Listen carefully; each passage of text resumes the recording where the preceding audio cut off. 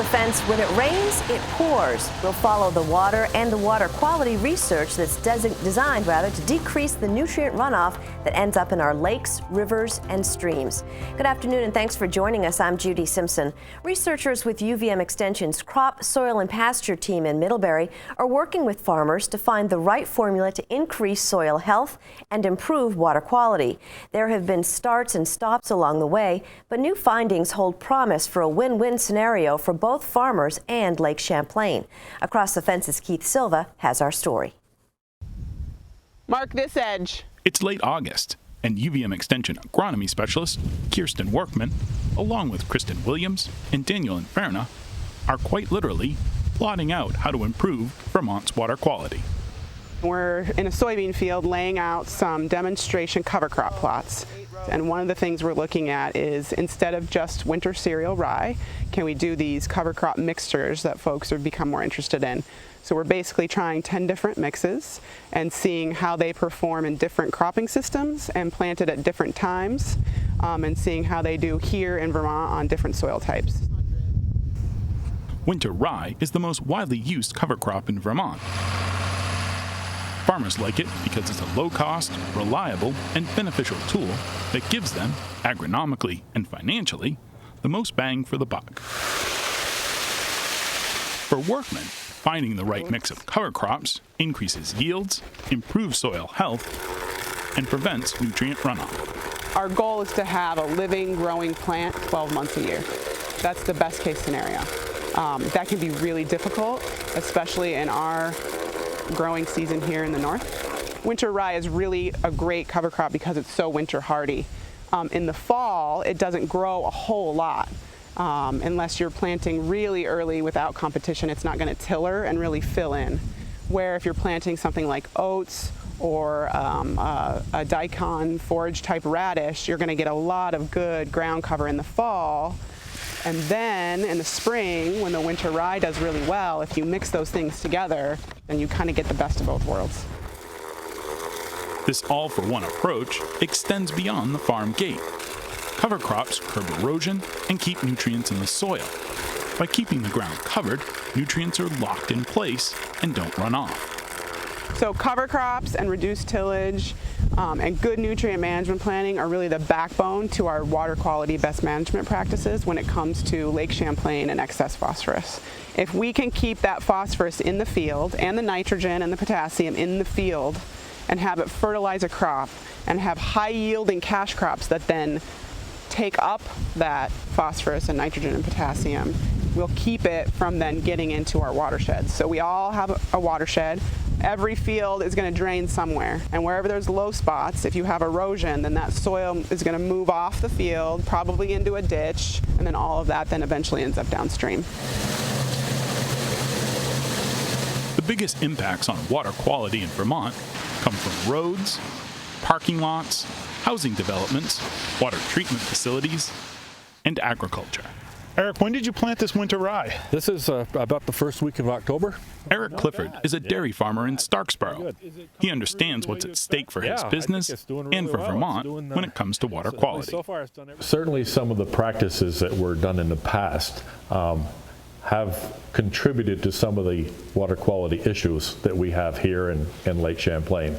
And so we've inherited some of those problems. We've also created some of them ourselves. So we just need to step up, do some better management. We'd like to think that we're going to be able to increase the soil health, have a clean lake, and make a good living at the same time. And that's what we're striving for. Clifford's farm was another test site for Workman's research on cover crop mixes. We're really excited about working with UVM Extension because we haven't had really concrete recommendations based on each of our soil types that we have on my farm. And those are what we need in order to make good decisions. And really for the first time, Extension is going to be able to give us those kind of recommendations. But what we've been learning, going along with and working with UVM Extension, has just been a lot of fun. It's been really educational, and we think that down the road, this is going to be good for our farm and the lake. In the corner when you get down to the All the farmers that I've worked with are interested in being part of the solution, not part of the problem. I don't think any farmer wants to be part of the problem in Lake Champlain. So what we're trying to do is identify practices that make sense for water quality and soil health, but don't mortgage the farmer's productivity or bottom line. We're trying to keep cover crop mixes sort of in a target range of cost per acre, and then do it in a way that will hopefully actually not only not detriment yields and not detriment the bottom line, but really actually improve all those things. We know it in gallons. To manage nutrients and measure what effect cover cropping has on their fields, farmers create nutrient management plans. Among other things, these plans evaluate soil loss and nutrient runoff. All farms that have a nutrient management plan are estimating their soil loss already. And when we add to that model that they cover cropped, oftentimes it reduces their expected soil loss by half. If you have a cover crop, you're going to see reduced erosion and less phosphorus loss. And then we can do some estimation on that. Because farmers want to know that too. They want to know that if they're going to go through the time and the energy and the money and the effort to, let's say, drive into their soybean field and plant a cover crop, that not only hopefully will it help their soybean crop next year, but they want to know that they're helping. They want to be able to say, yeah, I did something and it's helping Lake Champlain. It's November, and the soybean field looks much different. The soybeans have been harvested, and all that remains is what researchers call residue. As for the cover crops, they're thriving. Workman lays out a line with tiny beads on it. As she walks up and down the line, she tallies the number of times a cover crop touches one of the beads. From this number, she determines the percent of coverage on the field.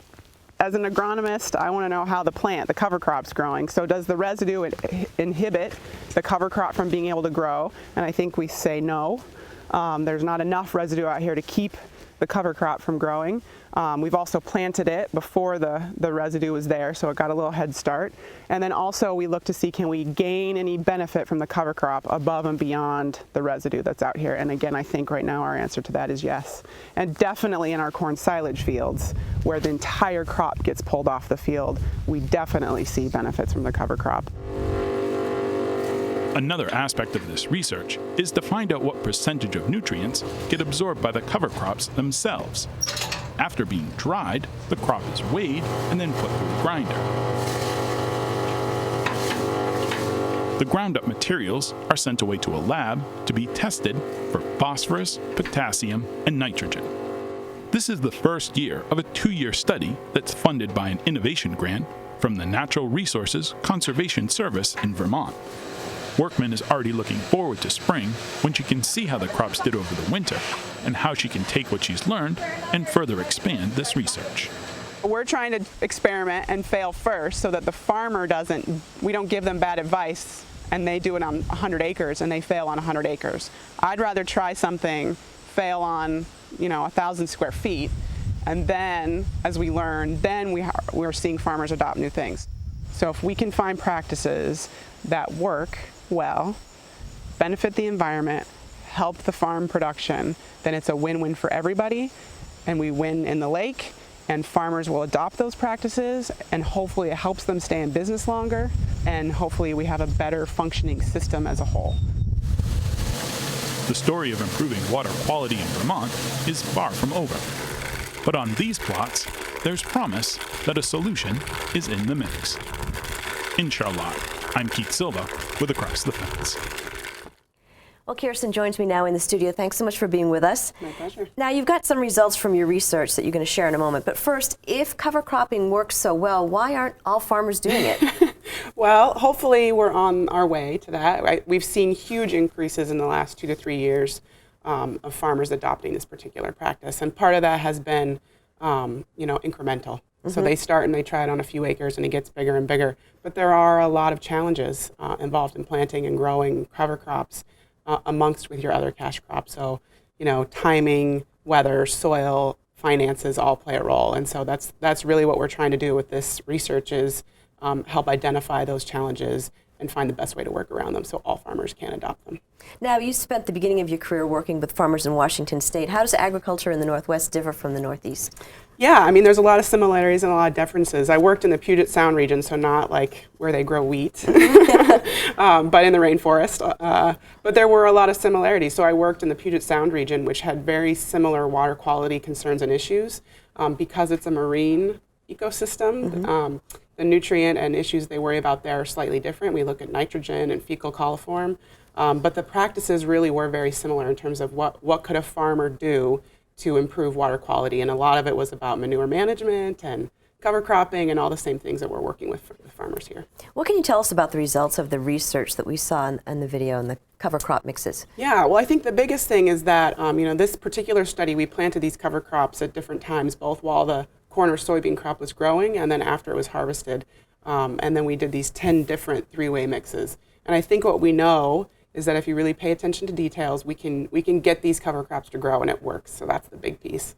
The finer details that we're discovering now and we'll be looking at in the spring is, do these mixtures really outperform the single species winter cereal rye? And in many cases, the answer has been yes. And what we also find is that by combining different crops, so an oat or a radish or a legume, we really do see increased benefits, especially in the fall, from that cover crop performance.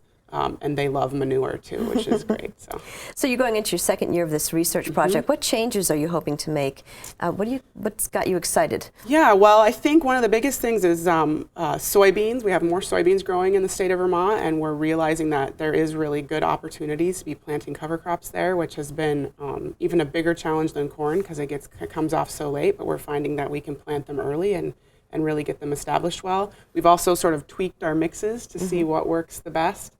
And so we've made those changes, and then really wrapping up as we collect that final spring information and being able to present it to farmers. So we'll be presenting some of this at our No-Till Cover Crop Symposium on the 17th, and I'm excited to share those initial results. And then really the most exciting part is to watch it get adopted. So I've had a farm where we've done some of this work now do a three-way cover crop mix on 900 acres. And really? And that's what you really want to see. So is that one thing that farmers have to kind of see it work on a different farm before they try it? Definitely, or even try it in a small. I think that farmer planted it on maybe 20 or 30 acres last year, and then was happy with it, and so did all of their corn acres this year. So definitely seeing other farmers try it, see it on soil types that are like theirs, try it in some small form on their own farm, and then increase incrementally as they go. Is one of the challenges that there are all different kinds of soil types on one particular farm? Yeah, even in one particular field. So really? yeah. So looking at soil types and crop rotations, all of that can be pretty complex to make sure that these systems really perform well and work well for the farmer and for water quality. Now, finances are a huge issue Yep. too. So how do you, you can't walk, and we saw you walking and Yes. spreading seeds. So that was me wouldn't work on a pretending. big farm. No. So what we try and do is we try and quantify the cost, both seed cost, and then we estimate what it would cost to establish those crops. So there's lots of different ways you can plant them, and we take that into account. Typically, the actual planting of the crop is about the same cost, whether you're going in early or going in later. It's the seed cost that really makes the difference. And so we've tracked all of that. And actually after the first year, we got rid of some of the mixes because it was like $100 an acre and it didn't make sense. Too much. Yeah. Excellent. So what we mentioned the rye and the radishes. Yep. What else is in the seed crops? So the original project was set up to have one grass or grain, one legume like a pea or a vetch or a clover, and one brassica crop like a radish or a rapeseed or a mustard or a turnip. And so we stuck mostly to that. This year we made a few tweaks and we've combined winter cereal rye with oats and then with a brassica or legume, and we're really liking what that looks like. So we'll be paying more and more attention to that. We get better fall performance, and then in the spring actually the winter rye, which is the only thing left, can do better than if you just planted it by itself. Well, excellent. Well, if you'd want to learn more about Kirsten's research, you can visit the website on the Champlain Valley Crop and Soil Pasture Team. The website's on your screen, and you can find the research information as well as links to the team's blog, Facebook page, and contact information. Thanks so much for joining us today. Thank you. That's our program for today. I'm Judy Simpson. We'll see you again next time on Across the Fence.